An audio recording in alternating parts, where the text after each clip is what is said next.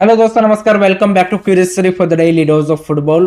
तो सबसे पहले बात करते हैं अपकमिंग फीफा सीरीज के लिए रीअपॉइंटेड कोच क्रिस्पिन छेत्री ने इंडिया की स्क्वाड अनाउंस कर दी है एंड वहां पे कुछ उन्होंने शॉकिंग डिसीजन लिए हैं। जो recently AFC women's Asian cup हमने खेला उसमें जो हमारे कुछ की एक्सपीरियंस प्लेयर थे वो इस स्क्वाड से मिसिंग है, जिसमें अगर आप बैकलाइन में देखें तो गोलकीपर पेंथोय चानू, डिफेंस में स्वीटी देवी, सिल्की देवी, मिडफील्ड में Sangita Basfore and up front Manisha Kalyan and Soumya Guguloth. अब किस रीजन की वजह से इनको इंक्लूड नहीं किया गया वी डोंट नो। इसमें से कुछ प्लेयर इंजर्ड भी है, कुछ प्लेयर को ड्यू टू दी फॉर्म भी ड्रॉप किया हो सकता है एंड कुछ प्लेयर के लिए भी क्लब रिलीज करने का भी इशू शायद आया हो, फॉर एग्जांपल मनीषा कल्याण। तो मल्टीपल रीजन हो सकते हैं, इसका कोई एक्सप्लेनेशन नहीं दिया गया है, बट ओवरऑल स्कोर थोड़ी सी आप बोल सकते हैं कि लेस एक्सपीरियंस्ड है।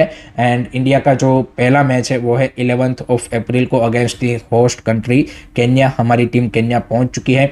उस मैच को अगर हम जीतेंगे देन 15 को फाइनल खेलेंगे against the winner of Australia versus Malawi, जो कि मोस्ट प्रोबेबली ऑस्ट्रेलिया ही होगा। एंड अगर ऑस्ट्रेलिया के सामने मैच मिलता है it would be a great thing for our team. एक अच्छा कंपिटिटिव मैच मिलेगा एंड ऑस्ट्रेलिया ने भी अपनी स्क्वाड अनाउंस कर दी है एंड अपनी फर्स्ट टीम के साथ ही वो आ रहे हैं इस टूर्नामेंट के लिए। सो आई थिंक ये जो फीफा सीरीज है इसमें इंडिया की टीम को 2 क्वालिटी मैचेस आप बोल सकते हैं कि यहाँ पे मिलने वाले हैं। So that is good thing. Let me know guys, आपके क्या एक्सपेक्टेशन है एंड आपका क्या पॉइंट ऑफ व्यू है about this squad selection. Comment section में अपने ओपिनियन जरूर बताइएगा। सेकंड बात करते हैं इंडिया अंडर 20 वुमेन्स टीम के बारे में। Big day for our under 20 girls today, because आज वो अपना अंडर 20 वुमेन्स एशियन कप का ग्रुप स्टेज का लास्ट मैच खेलने वाले हैं अगेंस्ट चाइनीज ताइपे।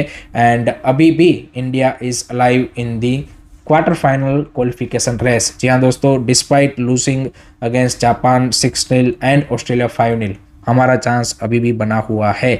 अब इसके लिए 2 सिनारियो है हमारे पास, जिसमें कल हमारे जो नॉइजी नेबर्स है बांग्लादेश, उन्होंने एक बड़ा अपॉर्चुनिटी मिस कर दिया एंड वियतनाम से कल वो 1-0 से हार गए। उसी के साथ वो यहाँ पे टूर्नामेंट से नॉकआउट हो चुके हैं एंड वियतनाम ऑलमोस्ट आप बोल सकते हैं कि क्वार्टर फाइनल में क्वालिफाई हो जाएगा, क्योंकि उनका जीडी बेटर है, -5 का जीडी है।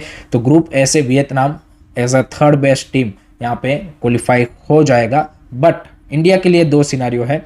सिनारियो 1 ऐसा है कि ग्रुप बी में जो आज मैच है उज्बेकिस्तान वर्सेस जॉर्डन का, वो अगर ड्रॉ रहता है देन हमें सिर्फ हमारे ग्रुप में चाइनीज ताइपे को हराना है। कितने गोल मार्जिन से हराना है वो नहीं देखना है, सिर्फ हमें उनको हराना है, that's it and we will be into the quarter final. तो ये सिनारियो नंबर 1 है। सिनारियो नंबर 2 ये है कि अगर उज्बेकिस्तान वर्सेस जॉर्डन में से कोई एक जीतता है तो वहां पे सीन ये बनेगा कि उज्बेकिस्तान का एट द मोमेंट जीडी है -8, जॉर्डन का है -9 एंड इंडिया का है -11।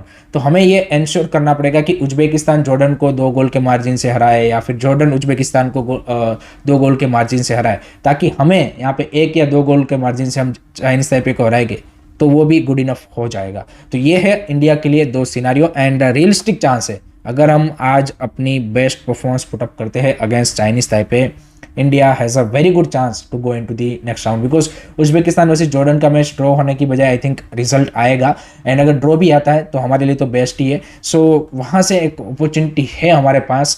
It's now up to the girls कि भाई क्या वो इस अपॉर्चुनिटी को ग्रैब कर पाते हैं या फिर जैसे बांग्लादेश ने एक अपॉर्चुनिटी मिस किया वैसे हमारी टीम भी मिस कर देती है। तो वो देखना होगा। Chinese Taipei no doubt fight tough देगा, but it's a realistic possibility. Let's see हमारी गर्ल्स कैसे परफॉर्म करती है। आपका क्या प्रेडिक्शन है, आपकी क्या एक्सपेक्टेशन है, कमेंट सेक्शन में जरूर बताइए।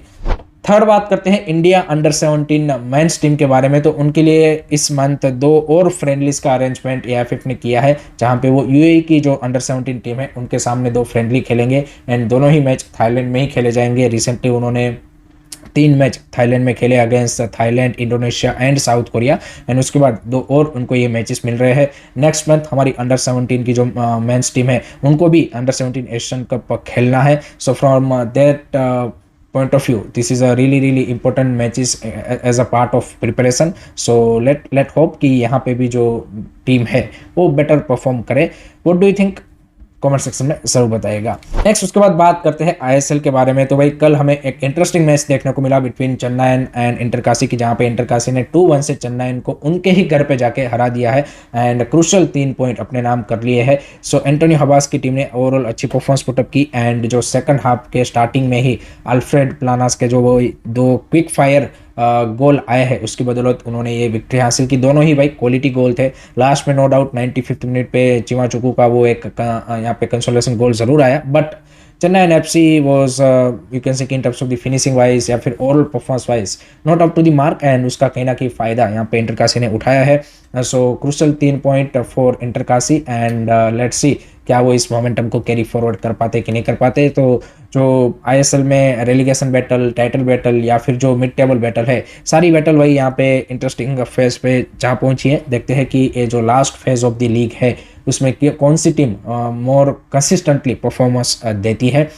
लास्ट में अब बात करते हैं भाई नेपाल फुटबॉल के ऊपर एक बड़ा खतरा मंडरा रहा है। जैसे मैंने एक वीक पहले बताया था कि फीफा बैन आने के चांसेस है एंड अब फीफा ने यहाँ पे अल्टीमेटम दे दिया है कि 1 वीक के अंदर आप यहाँ पे all Nepal football association ANFA का इलेक्शन करवाइए, अदरवाइज आपके ऊपर सस्पेंशन बैन आएगा। जो कि ओरिजिनली 11 फरवरी को इलेक्शन होना था, बट उसके बाद हम सबको बताइए कि वहाँ की जो नेशनल स्पोर्ट काउंसिल है उनके एंड यहाँ पे नेपाल फुटबॉल एसोसिएशन के बीच में जो लफड़ा हुआ उसके चलते नेपाल स्पोर्ट काउंसिल ने उनको 3 महीने के लिए सस्पेंड कर दिया है, जो कि क्लियर यहाँ पे थर्ड पार्टी इंटरफेरेंस है from the FIFA's point of view and rules and regulation. तो फीफा का अल्टीमेटम आ चुका है एंड नेपाल के फुटबॉल को एक काफ़ी ज़्यादा यहाँ पे आई वुड से कि डैमेज कर रहा है जिस तरीके से वहाँ पे गवर्नेंस इशू ये हो रहा है, क्योंकि एट द मोमेंट नेपाल की जो डोमेस्टिक नेशनल लीग है, यूथ लीग से वुमेंस लीग है, सारी चीज़ें यहाँ पे स्टॉप हो रखी है। तो देखिए इवेंचुअली आपका फुटबॉल ही हर्ट करता है जब इस तरीके के जो पावर स्ट्रगल होते हैं उसमें। एंड ये हमने इंडिया में भी देखा है, AFF में भी देखा है, इवन बांग्लादेश, जितने भी साफ कंट्रीज है उसमें लोग बोलते हैं कि भाई ये प्रॉब्लम है, वो प्रॉब्लम है। सबसे बड़ा प्रॉब्लम है फुटबॉल गवर्नेंस का। साफ के सभी कंट्रीज में इवन इंक्लूडेड यू कैन से कि AFF, यहाँ पे पावर पोजीशन पे ऐसे लोग बैठे हैं कि जिनको फुटबॉल नॉलेज गवर्नेंस का उतना नहीं है। This is the reality and that is why यहाँ पे साफ कंट्रीज फुटबॉल में इम्प्रूव नहीं हो पा रहे। हम चाहे कितना और चीज़ों को ब्लेम कर दे कि भाई ये नहीं हो रहा है, वो नहीं हो रहा है, अगर आपके फुटबॉल गवर्नेंस में राइट नॉलेजेबल बंदे होंगे आपकी चीज़ें इंप्रूव होगी। और यहाँ पे ये ज़रूरी नहीं है कि भाई फॉर्मर फुटबॉलर है तो उसको नॉलेज होगा ही होगा गवर्नेंस का, क्योंकि मैं एक आपको सिंपल सा एग्जांपल देता हूँ कि कोई चीज़ को बनाना एंड उसको यूज़ करना इज़ टोटली 2 डिफरेंट थिंग। तो जो फॉर्मर फुटबॉलर है उसने फुटबॉल खेला ज़रूर है, बट वो फुटबॉल गवर्नेंस में अच्छा होगा ऐसा ज़रूरी नहीं है।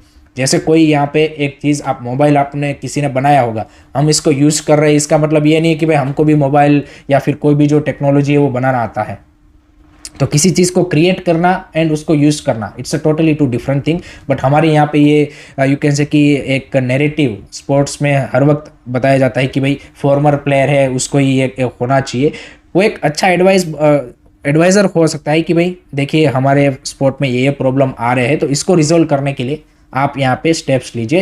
तो एक अच्छे एडमिनिस्ट्रेटर अगर होंगे कि जिनको फुटबॉल गवर्नेंस का नॉलेज है तो भाई SAFF countries can do much more better than what they are doing. And जो यहाँ पे हमें फुटबॉल के डेवलपमेंट के इश्यूज देखने को मिलते हैं इससे कई ज़्यादा बेटर करेंगे।